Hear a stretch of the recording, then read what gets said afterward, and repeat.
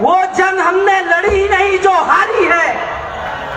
और दुआ करो सलामत रहे मेरे हौसले, दुआ करो सलामत रहे मेरे हौसले, क्योंकि ये एक चिराग कई आंधियों पर भारी है,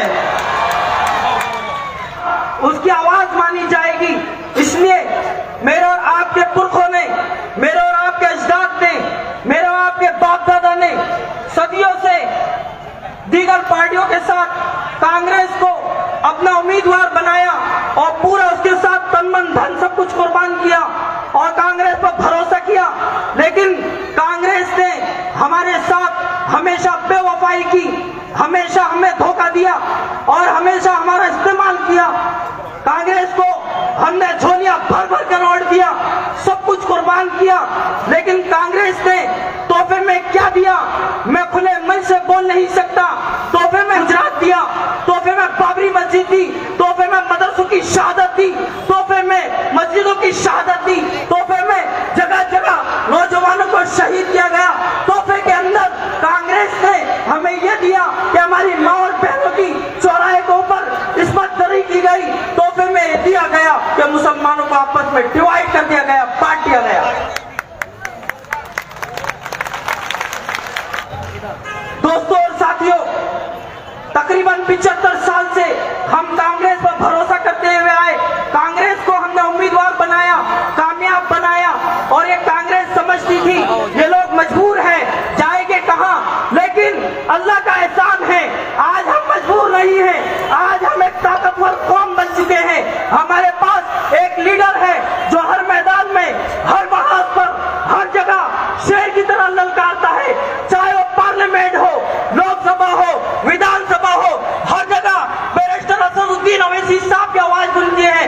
कोई भी मैदान हो, कहीं पर भी मुसलमान पर जुल्म सितम होता है, दलित पर जुल्म सितम होता है, एसटी एससी ओबीसी भाइयों पर जुल्म सितम होता है, तो सबसे पहले अगर इंसाफ की आवाज उठती है तो मेरे आपके कायद जनाब बैरिस्टर असदुद्दीन ओवैसी साहब की आवाज उठती है।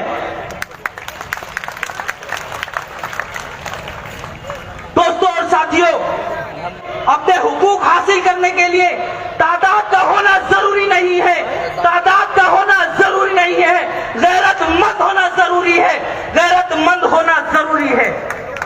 और आपने और मैंने बुरहानपुर शहर के अंदर हमारी सियासी पार्टी को खड़ा करके ये साबित कर दिया है कि हम बुरहानपुर के रहने वाले मुसलमान गैरतमंद मुसलमान हैं और हम इंशाल्लाह यहाँ से हमारी कामयाबी के झंडे गाड़ के दम लेंगे।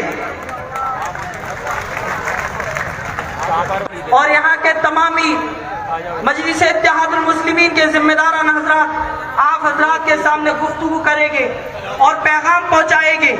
लेकिन दोस्तों और साथियों, मैं आपसे ये कहना चाहता हूँ, सबसे पहले अपने दिल के ऊपर हाथ रखकर उस रब्बे कायनात का शुक्र अदा करो जिसने सदियों और सालों बाद मुझे और आपको बुरहानपुर शहर के अंदर मुस्लिम क़यादत खड़े करने का मौका दिया है।